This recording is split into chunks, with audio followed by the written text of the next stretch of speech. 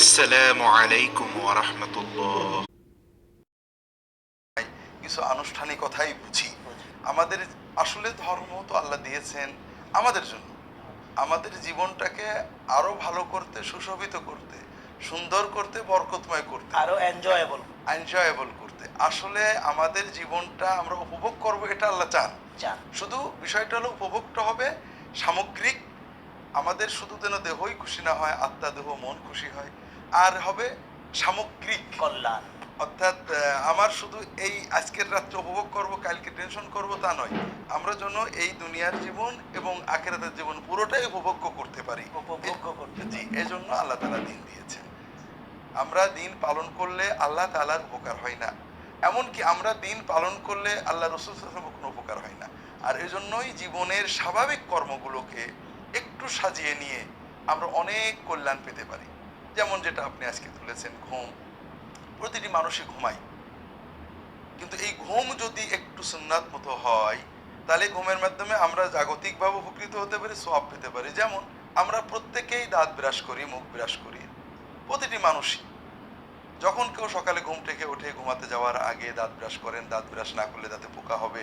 ঈমান থাক আর না থাক, যে কোনো ব্যক্তি তার দাঁতটা পরিষ্কার হবে। মুখে দুর্গন্ধ হওয়ার ভয়ে। কিন্তু মুমেন যখন চিন্তা করে, রাসূলুল্লাহ সাল্লাল্লাহু আলাইহি ওয়াসাল্লামের সুন্নত, তিনি বলেছেন নামাজের আগে দাঁতটা ব্রাশ করতে হবে, ঘুমাতে যাওয়ার আগে দাঁতটা ব্রাশ করতে হবে। আল্লাহ খুশি হন, ফেরেশতারা খুশি হয়। তখন এই জাগতিক ফলাফলের পাশাপাশি ওই মুমিনের হৃদয় উজ্জীবিত হচ্ছে আল্লাহর জিকিরে, এবং তার আমলনামায় ব্যাপক সওয়াব জমা হচ্ছে, তার দুনিয়া এবং আখিরাত বরকতময় হচ্ছে।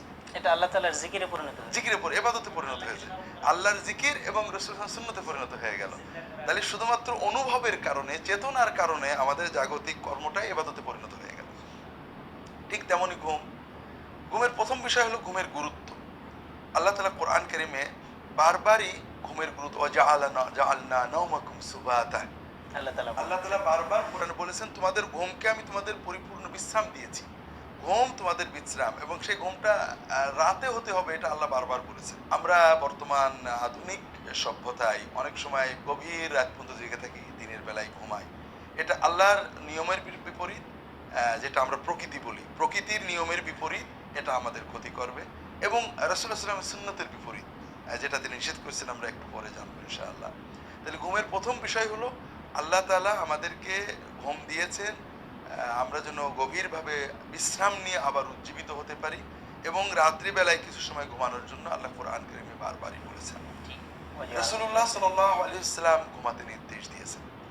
এখানে যে বিষয়টা গুরুত্বপূর্ণ, সেটা হলো আমরা রাত জেগে গান শোনা, রাত জেগে খেলা দেখাকে খারাপ মনে করি, কিন্তু রাত জেগে ওয়াজ মাহফিল শোনা বা রাত জেগে আল্লাহর ইবাদত করা, এটা হয়তো মনে করি ভালো কাজ।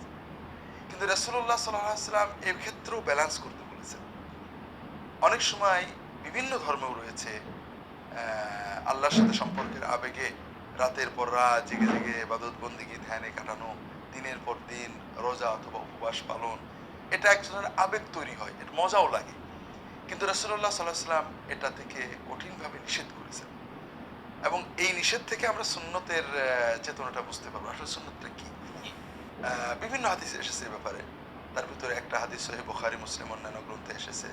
রাসূলুল্লাহ সাল্লাল্লাহু আলাইহি ওয়াসাল্লামের কিছু কয়েকজন সাহাবী তারা উম্মুল মুমিনিনদের কাছে, রাসূল সাল্লাল্লাহু আলাইহি ওয়াসাল্লামের স্ত্রীর কাছে গেলেন তার আমল জানতে। আমল বলতে আমরা যদি আমরা সুন্নত এবং সাহাবীদের জীবন দেখি, দিনের বেলায় কিন্তু তারা কর্মব্যস্ত থাকতেন, যেটাকে আমরা দুনিয়া বলি। দিনের বেলায় ব্যবসা বাণিজ্য অন্যান্য কাজে ব্যস্ত থাকতেন। আমল মূলত রাতে। দিনে কর্ম বাদ দিয়ে বা কর্মে ফাঁকি দিয়ে আমল, এটা অনেক সময় বদ আমলে পরিণত হয়। এই জন্য রাসূলুল্লাহ সাল্লাল্লাহু আলাইহি ওয়াসাল্লাম দিনের বেলায় তো তাদের সাথে বসতেন, কাজ করতেন, কিন্তু তার রাতের আমল কি, পারিবারিক আমল কি, এইটা জানার জন্য তারা রাসূলুল্লাহ সাল্লাল্লাহু আলাইহি ওয়াসাল্লামের স্ত্রীর কাছে গেলেন। যখন সাহাবীদেরকে রাসূলুল্লাহ সাল্লাল্লাহু আলাইহি ওয়াসাল্লামের স্ত্রী তার আমলের কথা বললেন, আমলের কথা কি বললেন, এটা আমরা ওই হাদিসে ওইভাবে নেই, অন্যান্য হাদিসে এসেছে। রাসূলুল্লাহ সাল্লাল্লাহু আলাইহি ওয়াসাল্লাম রাত্রে সকাল সকাল ঘুমিয়ে পড়তেন। ঘুমানোর কয়েক ঘন্টা পরে উঠে রাত্রে 3, 4, 5 ঘন্টা, অর্থাৎ বর্তমান আমরা সময়ে বলতে পারি রাত্রে 10টায় ঘুমিয়ে পড়তেন। রাত্রে 2টোর দিকে উঠে 3টে, 4টে, 5টা, 6টা ইবাদত বন্দেগী করতেন, বা 1টার দিকে উঠে। আর তিনি বাড়িতে নফল রোজা রাখতেন মাসে কিছুদিন, আবার কিছুদিন রাখতেন না। স্ত্রীদের সাথে হাসি তামাশা করতেন, গল্প করতেন, তাদের সময় দিতেন, দাম্পত্য আনন্দ উপভোগ করতেন, পারিবারিক কাজ করতেন, নিজের কাজ নিজে করতেন, জুতা সেলাই করতেন, সংসারের কাজে স্ত্রীকে সহায়তা করতেন। এগুলো তার পারিবারিক এবং বাড়ির আমল। যখন সাহাবিগণ এই আমলগুলো জানলেন তখন তারা বললেন কান্নাম তাকাল্লুহা, তারা আমলগুলোকে কম মনে করলেন যে রাসূলুল্লাহ সাল্লাল্লাহু আলাইহি ওয়াসাল্লাম রাতে মাত্র ৩-৪ ঘন্টা বা ৫ ঘন্টা তাহাজ্জুদ পড়েন, বাকিটা ঘুমান, মাসে ৩-৪ দিন ১০ দিন রোজা রাখেন, বাকিটা রোজা রাখেন না, স্ত্রীদের সাথে ঘন্টার পর ঘন্টা সময় দেন, আনন্দ ফুর্তি করেন, এটা মনে হয় ইবাদত হিসেবে একটু কম। তবে এই কমের কারণে তারা রাসূল সাল্লাল্লাহু আলাইহি ওয়াসাল্লামের প্রতি কোনো অবমূল্যায়ন করেননি। তারা কি বললেন, রাসূলুল্লাহ সাল্লাল্লাহু আলাইহি ওয়াসাল্লামের সাথে আমাদের তুলনা হতে পারে না, তিনি কোথায় আমরা কোথায়, তিনি তো আল্লাহর মাসুম, তিনি আল্লাহর মাসুম, আল্লাহ তার কোনো পাপ রাখেননি, তার পূর্বাপর সব গুনাহ হ্যাঁ, যে আল্লাহ তার পূর্বাপর গুনাহ ক্ষমা, অর্থাৎ তাকে তিনি গুনাহ মুক্ত রেখেছেন আল্লাহ তাআলা। কাজেই তার ইবাদত তো কম হতেই পারে, তার তো বেশি লাগে না। আমরা গুনাহগার, আমাদের তো একটু বেশি করতেই হবে। আমরা তো আমাদেরকে রাসূল সাল্লাল্লাহু আলাইহি ওয়াসাল্লাম তুলনা করে ওইটুকু করলে চলবে না, আরো বেশি করতে হবে। এই বেশি করার চেতনা দ্বারা রাসূল সাল্লাল্লাহু আলাইহি ওয়াসাল্লামকে অবমাননা করে করেননি, তাকে মূল্যায়ন করে একটু বেশি করার চিন্তা করেছেন। তারা বললেন ফাআম্মা আনা ফালান আনামাল লাইলা, একজন বললেন আমি রাতে ঘুমাবো না, সারা রাত তাহাজ্জুদ পড়বো, এই ৩-৪ ঘন্টা তাহাজ্জুদে আর কি হয়, আমি সারা রাত পড়বো। আরেকজন বললেন আমি প্রতি মাসেই পুরোটাই রোজা রাখবো, অর্থাৎ হারাম দিন বাদ দিয়ে আমি ১২ মাসে রোজা রাখবো। আরেকজন বললেন যে আমি এই সংসার, বিয়ে শাদী, এই সমস্ত ইসের ভিতরে যাবো না, এতে আল্লাহর ইবাদত কম পড়ে যায়, আমি অবিবাহিত থাকবো। আরেকজন বললেন যে আমি বিছানায় শোবো না, বিছানায় শুলে আরামে ঘুম আসে, আমি বিছানা ব্যবহার করবো না, মাটিতেই শুয়ে কাটাবো। আরেকজন বললেন যে আমি ভালো ভালো খাবো না, গোশ মাছ এগুলো খাবো না, অতি অল্প খেয়েই জীবনযাপন করবো। এইভাবে তারা বিভিন্ন নিয়ত প্রকাশ করলেন। এই কথাগুলো তারা বলা বলি করাতে অন্যান্য বিভিন্ন সূত্রে রাসূলুল্লাহ সাল্লাল্লাহু আলাইহি ওয়াসাল্লামের কানে চলে গেল যে অমুক অমুক সাহাবী এরকম নিয়ত করেছেন। রাসূলুল্লাহ সাল্লাল্লাহু আলাইহি ওয়াসাল্লাম মসজিদে এসে মিম্বারে দাঁড়ালেন। তিনি বললেন যে তোমরা কি এসব কথা বলেছো? বলে হ্যাঁ, আমরা তো বলেছি হুজুর যে আমরা একটু বেশি করে আল্লাহর ইবাদত করতে চাই। তিনি বললেন শোনো, তোমরা জেনে রাখো তোমাদের ভিতরে আল্লাহর মারিফত, আল্লাহর জ্ঞান সবচেয়ে আমার বেশি, এবং আল্লাহর তাকওয়াও সবচেয়ে আমার বেশি। আল্লাহকে ভয় করার, আল্লাহর ইবাদত করার যোগ্যতা এবং প্রেরণা আমার সবচেয়ে বেশি। সেই আমি কি করি, রাত্রে কয়েক ঘন্টা তাহাজ্জুদ পড়ি, কয়েক ঘন্টা ঘুমাই, মাসে কয়েকদিন নফল রোজা রাখি, কয়েকদিন রোজা ভেঙে দিই, স্ত্রীদের সঙ্গ দিই, তাদের সাথে দাম্পত্য আনন্দ করি, সংসার করি। এটাই হলো আমার রীতি, আমার সুন্নত।